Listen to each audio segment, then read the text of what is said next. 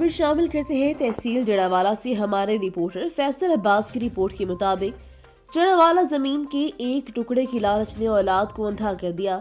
चक number 71 गांव पे में नाखल्फ औलाद ने बुजुर्ग बाप को घर से बेदखल कर दिया। ज़ईफ गरीब बाप उस सख्त सर्दी में दर बदर की ठोकरें खाने पर मजबूर हो गया। इकबाल वल नवाब कौम दीनदार जिसकी कोई नरीना औलाद नहीं और बेटी और दामाद को घर में रिहाइश दी थी। बेटी और नवासों ने बासर अफराद के साथ मिलकर घर से निकाल दिया और घर पर कब्जा कर लिया। जड़ावाला में जमीन के एक टुकड़े की लालच ने औलाद को अंधा कर दिया। चक नंबर 71 गांव में नाखल्फ औलाद ने बुजुर्ग बाप को घर से बेदखल कर दिया। ज़ईफ गरीब बाप इस सख्त सर्दी में दर बदर की ठोकरें खाने पर मजबूर। इकबाल वल नवाब कौम दीनदार ने जिसकी कोई नरीना औलाद नहीं और बेटी और दामाद घर में रिहाइश पजीर थे। बेटी और नवासों ने बासर अफराद के साथ मिलकर घर से निकाल दिया और घर पर कब्जा कर लिया। इस हवाले से मोहम्मद इकबाल का कहना है कि घर तो दूर की बात है, मुझे गांव में दाखिल होने से भी रोक दिया गया। इसके अलावा जान से मारने की धमकियां दी जा रही हैं। दर बदर की ठोकरें खा रहा हूं, कभी किसी दर से खाना खाता हूं, कभी किसी से। ये जगह उसे मुस्लिम लीग नून के साबिक दौरे हुकूमत में दी गई थी।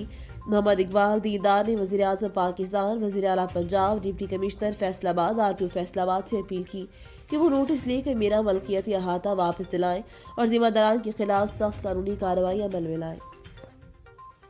मैनू कतल करते ने जी, मैनू पिंड च भी नहीं लगन देंदे, ना रोटी ना कोई जी। मेरे दो त्रे ने, मेरी धी है नाल, उन्हां दे होर भी हैणगे।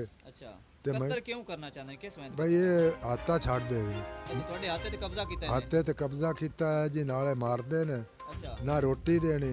मेरे हाथे ते कब्जा कीता। मेरी अपील राव वास्ते करके मेरा हक मैनू मिलिया जाए। कितने अरसे ਤੋਂ ਹੁਣ ਪਿੰਡ 'ਚ ਵੀ ਨਹੀਂ ਲੰਘਣ ਦਿੰਦੇ? नहीं पिंड च भी नहीं लंघण ਇਹ देंदे ਹਾਤਾ ਤੁਹਾਡਾ ਮਲਕੀਤੀ ਹੈ जी। हाथा साडा मलकीती है, नवाज शरीफ साहब दे मलकीयत लो के मिलिया। ਅੱਛਾ ਇਹ ਤੁਹਾਡਾ ਡਿਪਟੀ ਕਮਿਸ਼ਨਰ ਫੈਸਲਾਬਾਦ ਤੇ ਇਸ ਜਿਹੜਾ ਤੇ SP ਜਿਹੜਾ ਤੇ RPO CPO ਫੈਸਲਾਬਾਦ ਵਜ਼ੀਰ ਆਲਾ ਤੇ ਵਜ਼ੀਰ ਆਜ਼ਮ ਪੰਜਾਬ ਨਾਲ ਤੁਹਾਡਾ ਕੀ ਮੁਤਾਲਬਾ ਹੈ जी? साडा मुतालबा, मेरी अपील है कि मैनू मेरा हक मैनू मिलिया जाए। मैनू कतल करते हैं, मैनू मारते हैं, मैनू रहन दी थां ਇਹ ਤੁਹਾਡੀ ਸੱਕੀ ਬੇਟੀ ਹੈ जी। सक्की ਬਾਕੀ बेटी ਤੁਹਾਡਾ ਆਪਣਾ ਜ਼ਾਤੀ ਖੂਨ ਹੈ जी, सक्की बेटी, बिल्कुल सक्की बेटी। ਅੱਛਾ हाँ जी।